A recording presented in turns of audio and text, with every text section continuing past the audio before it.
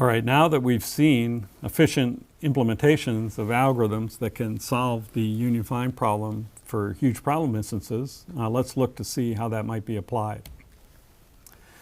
There's a huge number of applications of union find. We talked about dynamic connectivity in networks.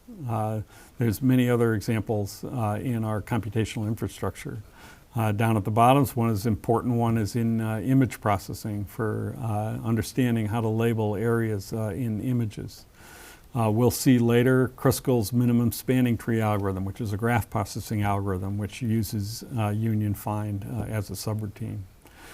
There's algorithms in physics for understanding physical phenomena that we'll look at an example in many others on this list.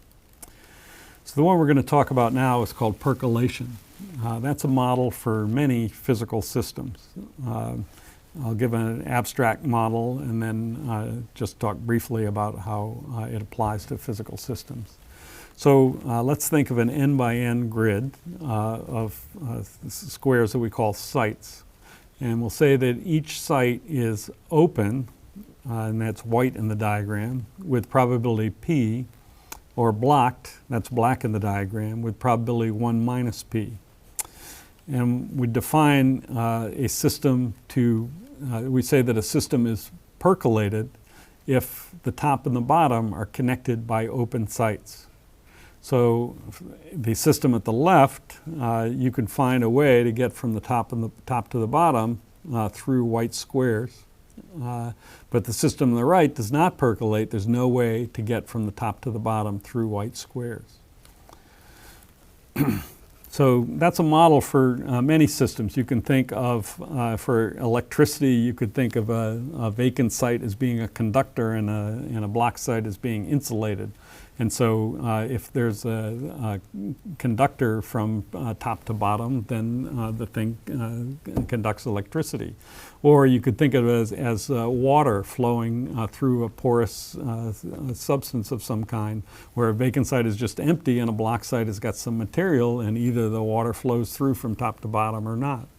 Or you could think of a social network where it's people connected, and either there's a connection between two people or not, and is there a way to get from one group of people to another, communicating through that social network. That's just a few examples of the percolation model. So if we're talking about a randomized model where the sites are vacant with a given probability. And so it's pretty clear that if the probability that a site is vacant is low, as on the left, two examples on the left in this diagram, it's not going to percolate. There's not enough open sites for there to be a connection from the top to the bottom. If the probability is high and there's a lot of open sites, it definitely is going to percolate. There'll be lots of ways to get from the top to the bottom. But in the middle, when it's medium, it's questionable whether it percolates or not. So the scientific question, or the mathematical question from this model, is how do we know whether it's going to percolate or not? In this problem and in many similar problems, there's what's called a phase transition. Which says that when it's low, it's not going to percolate. When it's high, it is going to percolate. And actually, the threshold between when it percolates and when it doesn't percolate is very sharp.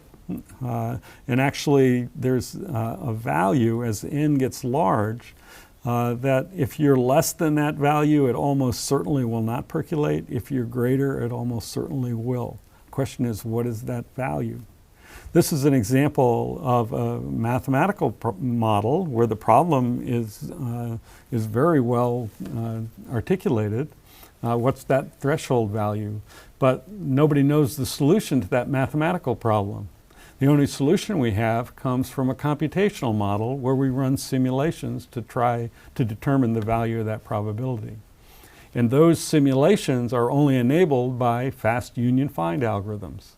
That's our motivating example for why we might need fast union find algorithms. So let's look at that.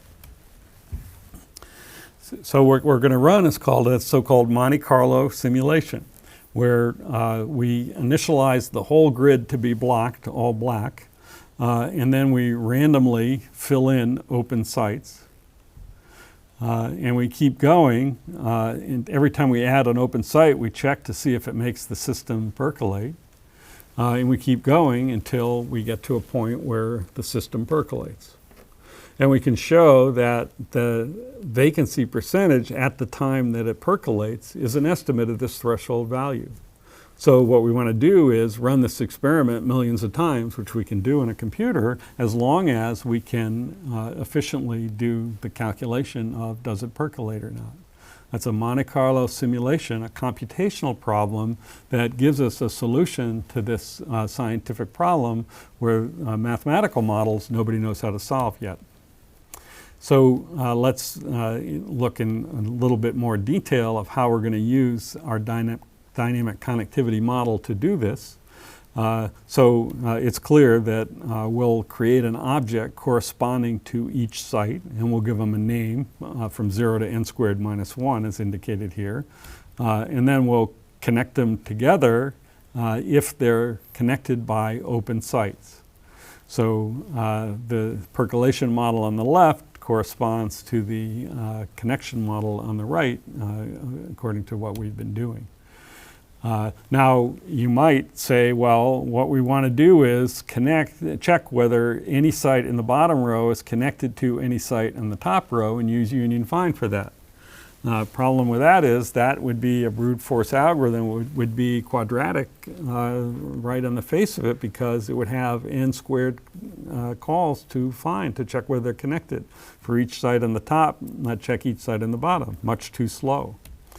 Instead, what we do is create a virtual site on the top and on the bottom, and then when we want to know whether this system percolates, we just check whether the virtual top site is connected to the virtual bottom site. So how do we model opening a new site? Well, to open a site, we just connect it to all its adjacent open sites. So that's a few calls to union. But that's easy to implement.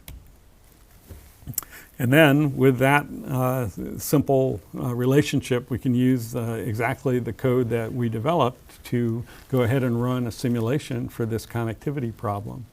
And that's where we get the result that by running enough simulations for big enough n, that this percolation threshold is about 0.592746.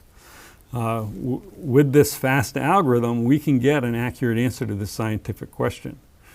If we use a slow union find algorithm, we won't be able to run it for very big problems, and we won't get a very accurate answer.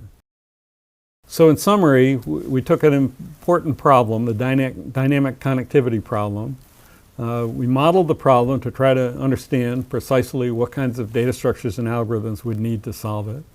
We saw a few easy algorithms for solving the problem and quickly saw that they were inadequate for addressing huge problems. But then we saw how to improve them to get efficient algorithms.